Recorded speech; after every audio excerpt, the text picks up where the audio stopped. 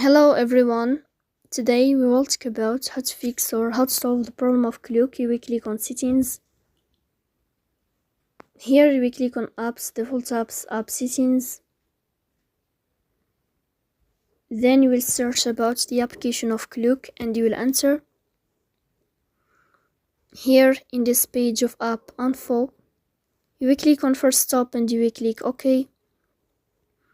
Then you will enter to the window of storage. Here you will click on clear cache.